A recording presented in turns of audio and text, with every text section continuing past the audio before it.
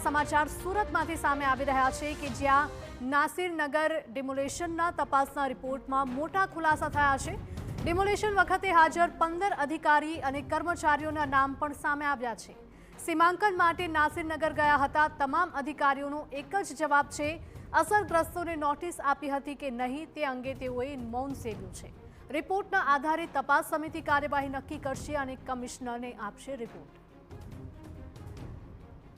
તો અહીંયા સૌથી મોટો સવાલ એ થાય છે કે અધિકારીઓ જો સીમાંકન માટે ગયા હતા, તમામ અધિકારીઓએ સ્વીકાર્યું પણ છે, છતાં પણ ડિમોલેશન શા માટે કરવામાં આવ્યું તે સૌથી મોટો પ્રશ્નાર્થ અહીંયા ઊભો થાય છે।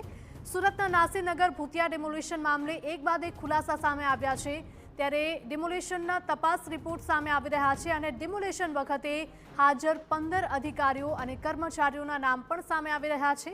સીમાંકન માટે નાસિરનગર ગયા હતા, તેઓ એક જ જવાબ આ તમામ અધિકારીઓનો છે અને અસરગ્રસ્તોને નોટિસ આપી હતી કે નહીં તે અંગે મૌન સેવ્યું છે। ત્યારે રિપોર્ટના આધારે તપાસ સમિતિ કાર્યવાહી કરશે અને કમિશનરને રિપોર્ટ આપવામાં આવશે।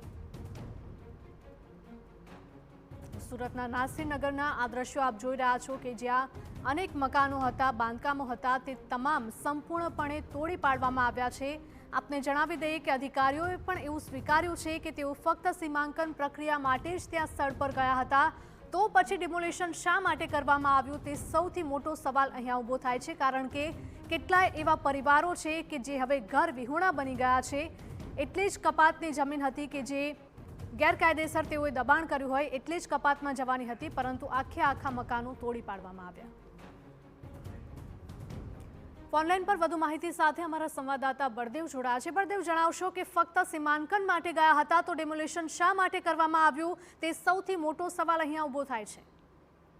જે રીતે નાસિરનગર ડિમોલેશનનો જે મામલો છે, જે વિવાદમાં આવ્યો હતો, કારણ કે જે રીતે નોટિસ આપ્યા વગર કેટલાક મકાનો છે તે તોડી પાડવામાં આવ્યા હતા અને જ્યારે મીડિયાની અંદર આ તમામ જે અહેવાલ પ્રસારિત કરાતા એની સાથે જ જે તંત્ર છે તે દોડતું થયું હતું। સુરત મહાનગરપાલિકાના અધિકારીઓની કંઈક સંડોવણી હોય તે રીતના દ્રશ્યો છે તે સામે આવ્યા હતા, કારણ કે આખી જે ઘટના હતી એ 100 થી વધુ જે મકાનો છે તે તોડ્યા હતા। હાલમાં જે તપાસ કમિટી બનાવી હતી ને તપાસ કમિટીએ અલગ અધિકારીઓના જે નિવેદન લીધા છે અને તેમની પાસેથી જે જવાબો માંગવામાં આવ્યા હતા અને એક જ રટન જે કરવામાં આવી રહ્યા છે કે લાઈન દોરી કરવા માટે પહોંચ્યા હતા અને તે દરમિયાન આ ઘટના અને અંજામ આપ્યા હોવાની હકીકત છે તે સામે આવી રહી છે। હાલમાં આ જે કમિટી દ્વારા જે રિપોર્ટ મળે છે, આવનારા દિવસોની અંદર સુરત મહાનગરપાલિકા કમિશનરને આ રિપોર્ટ ક્યાંક ને ક્યાંક સોંપવામાં આવશે અને તેના આધારે આ જે મ્યુનિસિપલ કમિશનર છે તે પગલાં લઈ શકે છે। પણ સૌથી મોટો રોલ છે તે સુજલ પ્રજાપતિએ જે ભજવ્યો હોવાની જે વાત છે તે સામે આવી રહી છે, તે મહત્વની વસ્તુ છે। હવે કઈ રીતે તપાસ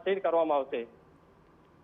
બિલકુલ બળદેવ, માહિતી બદલ આપનો આભાર। તો સુરતના નાસિરનગરમાં જે ડિમોલેશન કરવામાં આવ્યું હતું તેને લઈને તપાસ રિપોર્ટ સામે આવ્યો છે અને તેમાં મોટા ખુલાસા થયા છે।